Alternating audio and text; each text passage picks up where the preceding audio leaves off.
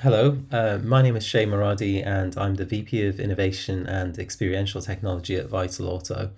We're based in Coventry, England, and at Vital, our focus is really on using emerging technologies and insights to help the new product development process. And this is across the breadth of areas which industrial design touches, although our specialism and the bit that we talk about the most is in mobility. This is where Coventry is, by the way. Um, Seeing how I'm presenting this to a global and Chinese audience, one of the first clients that we actually started working with was NEO. And at the time, they were a little known startup, not the global brand they are today. We worked on the world's fastest electric hypercar, the EP9, which was debuted at the Shanghai Motor Show in 2017. The six that you see here in this picture, that was all us, and it really set us up on an incredible journey, and one that I'll tell you a little bit about today, as well as some lessons that we've learned along the way and where we're sort of moving into. So today we've really worked for lots of the major OEMs, new and old. We've learned how to condense timeframes and how to make things efficiently into an extremely high standard, and this is what they're expecting from us. We've also expanded from prototyping physical objects to experiences and digital products, and this is a key sort of aspect of the work that we do today.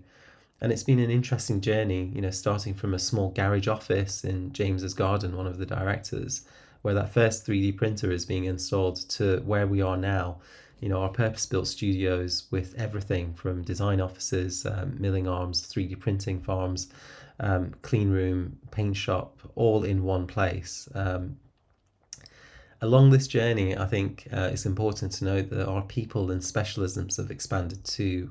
We really live in a world where disciplines blur. You have brand, product, and experience, and they're very interconnected, where the virtual and real are equally catered for within projects. Naturally, we now have people who shape analog and digital experience as well, not just models, but apps, NFTs, games, art. And this is all very interesting sort of content that our clients expect from us. There's this idea that you can just buy printers and do everything that we do. To some extent, on the modeling side, this is true. We have companies like Formlabs and Modix that are doing an incredible job of supporting businesses like us. And we have different printing techniques and materials at our disposal that have simplified everything that we make physically. It's really all about choosing the right technology for the task. But what we've also realized is that in this journey, in order to understand and fully realize the potential of these technologies, we've had to dabble in making them as well. So, as well as coming up with the processes to manage the workflows effectively, how you handle that data, how you engineer prototypes. I think really understanding how the technology works is important in being able to utilize it effectively as well. And it's fair to say that we've, silently transformed the way that three-dimensional objects are made for showcase and evaluation purposes, using sustainable manufacturing techniques. There's a mix of new and old here. You've got the new sort of technologies being mixed with traditional sort of skills and tools, and that goes for people too. We have 20-year-olds working alongside 60-year-olds, and there's a fantastic sort of exchange of knowledge that takes place when you sort of put people of different ages and experiences together. And I want to talk about this magic formula that everyone is after. You want something to be done faster, better, and you want it to be very cost effective. The magic thing is that disruptive technologies do offer you faster and better ways of doing things, and it's the processes that really underpin how you make effective use of them. I find it really interesting that whenever I'm presenting works these days, I get the question whether these are real or CG images. Almost all of our work is real. I can assure you that these are all, physical models that are hand worked in many cases by skilled technicians. And, as someone who comes from a digital background, it took a while for me to really appreciate the power of seeing a physical model. Being able to feel it, touch it, smell it, it's so important, especially if you're evaluating new concepts. There's almost no better way to experience something than to sense it physically in a space, to walk around it, open the doors, see it in context, press the buttons. Ultimately, a factory is going to be making these things. So, to kind of summarize all of that, we are working currently with design leaders to maintain their position of excellence and to bring their vision to life. And in doing so, we have to fill in a lot of the gaps that the OEMs don't necessarily have the capacity for, or they want to lean on an external sort of pair of hands to be working on that.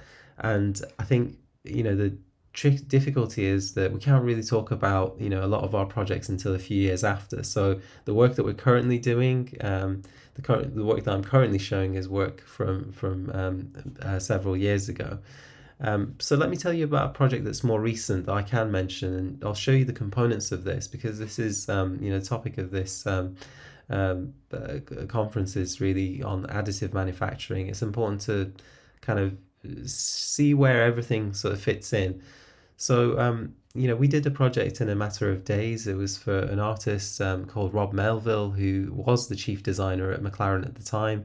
And we took a sketch of his into all the different sort of stages to create an art object to a finished exhibit. And there are multiple processes that were involved. Starting from the top left, we had to translate the 2D sketch and transform it into a creative form. We did this digitally through several iterations. In fact, we ended up with two separate looking Mickeys. And once that approval process with the artists was something that we discussed and jointly collaborated on, we experimented with small printable prototypes of it just to get a sense of the proportions. We scaled everything up and broke it down into the constituent components, which are then printed using FDM and SLS, and we fused it all together, applying filler, sanding it, multiple layers of paint to get that beautiful finish. And I think, again, it was one of the first projects that I kind of took on because I really wanted to see that all of that process. And it is very involved, and as digital as we might be in some ways, the finish and the overall sort of quality is done by hand, and I think that's so important to not lose sight of that particular fact.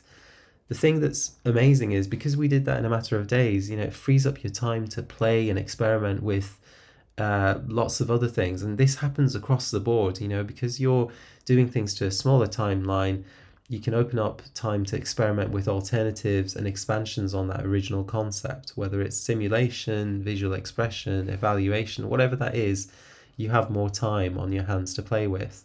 And so, recently we've been looking at sort of AI and, what would a tool like Midjourney sort of imagine if it was viewing the same sort of concept through its eyes. And, I think it's a really interesting and rich sort of area. As our time becomes more efficiently used, we can start to experiment and bring that sort of artistic side into play. Now, looking at automotive specifically, although we sort of get involved at the early stage and the end stage of the process, it's really a huge opportunity. You have new powertrains, new vehicle topologies, you have different power sources and experiences, and the cars of today are going to look very different than those of tomorrow. So you want prototypes that you can really interact with and interface with, that have intelligence embedded within them. And there are lots of different sort of actors working in this sort of ecosystem.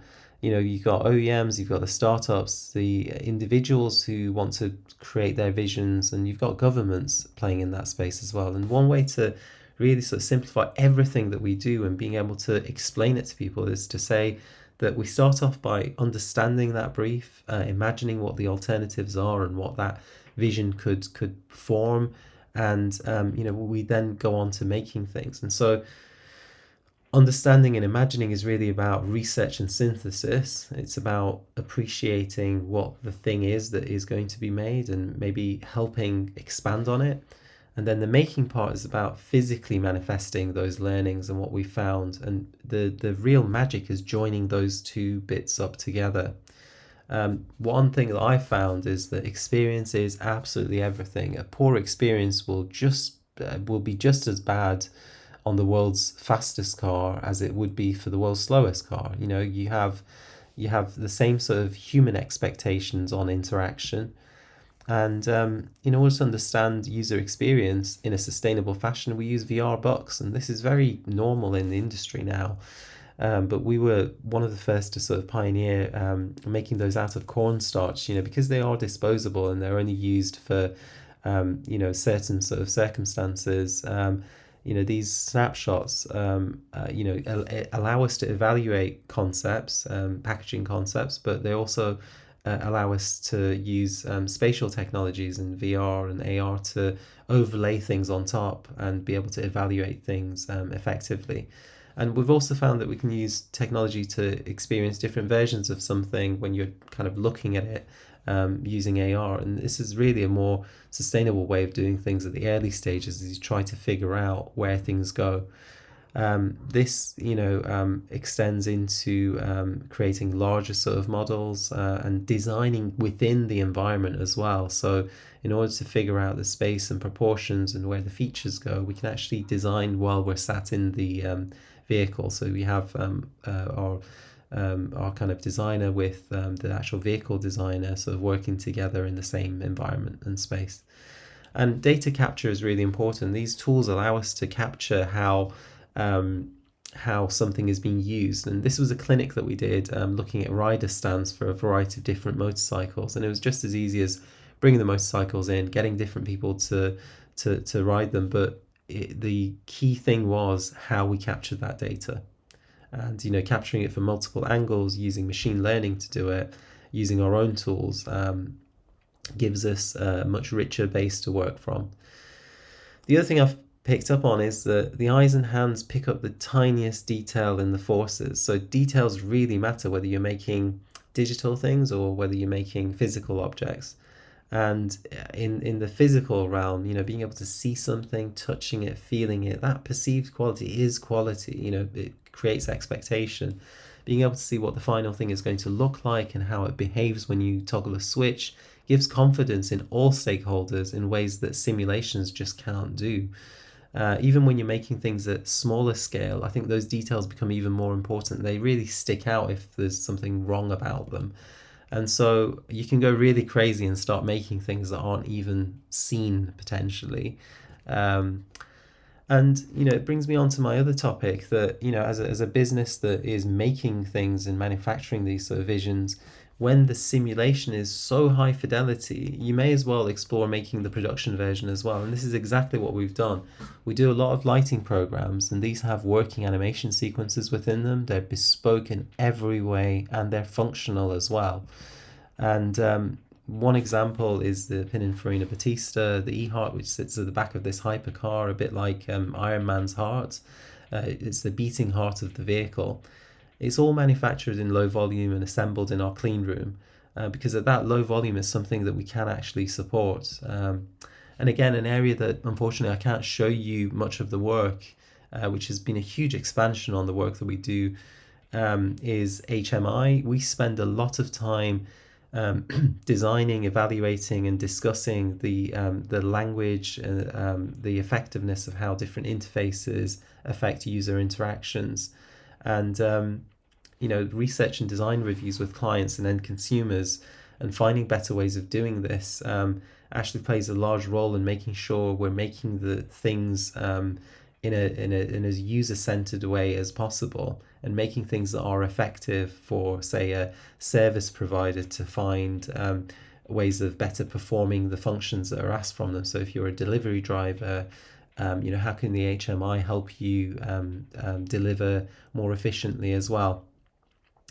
And we, again, going back to this sort of idea that VR and sort of spatial design is actually helping us in multiple areas, not just the design of physicality, but in evaluating things, being able to discuss them in the same space, is really a shift in how design is taking place. And on that topic, I think, as part of our unique stack of talents, one of the things that we do for learning is to make small-scale experiments and exhibit them publicly. I think there's something really special when you put something out to exhibition You have to make it robust enough, and there's a lot of learning in that. The last time we did this was for the Transport Museum. We were involved in an innovation showcase where we used machine learning to figure out how the relationship between autonomous and semi-autonomous vehicles and their interactions with pedestrians can be studied. If there is no driver, how do you get the attention of the car? So we use machine learning to detect the person in front and pick up their body language and their pose. So if they wave, the car would wave back using its lighting sequence. And this was really interesting. Something like 50,000 gameplays later, we call it gameplays. Those sort of interactions have given us a lot of learning about how people interact with this object that provides no instruction to them. And what's really interesting is that by dabbling in machine learning, we started to think about ways that we could do other things better as well. So we've taken those lessons that we learned there and we've created our own ergonomic assessment tool. It's different than the thing that you've just seen, but effectively it allows us to use those technologies in a different context, and a context that actually helps us validate concepts quicker as well. And my last topic is really about the value of documentation and all that time that we spoke about earlier about freeing things up to make content. In this journey of making things, it's important to bear in mind that the process of how you make things is just as interesting to some customers as the final finished object. This was a design sprint when we were using generative art techniques to create artwork from a classic Mustang, and being able to use code to generate variations of things is obviously something that's of great interest, things that can't be done by hand. And as is comparing the lines of the old and new together, and being able to visualize things in an artistic manner sometimes brings certain things to light as well, which is really interesting and something that we're working on. And the next big thing for us is seeing how we can move into virtual production, even more sustainable ways of making things, where instead of transporting these heavy properties across the world, how can we make the property in one place and virtually transport it anywhere? And I think that's where we're sort of moving into, the hybrid production of physical properties that sit in virtual spaces, and I think that's a altogether more sustainable way of sort of doing things, and it brings all the experiences and all the opportunities into in front of the lens, and it allows you to evaluate things very richly as well. So thank you very much. Looking forward to taking any sort of queries and questions that you might sort of have. And here are our contact details. You can follow us on Twitter, Instagram, and please feel free to reach out to me on LinkedIn as well if you're interested in any of the topics that I've spoken about today. Thank you.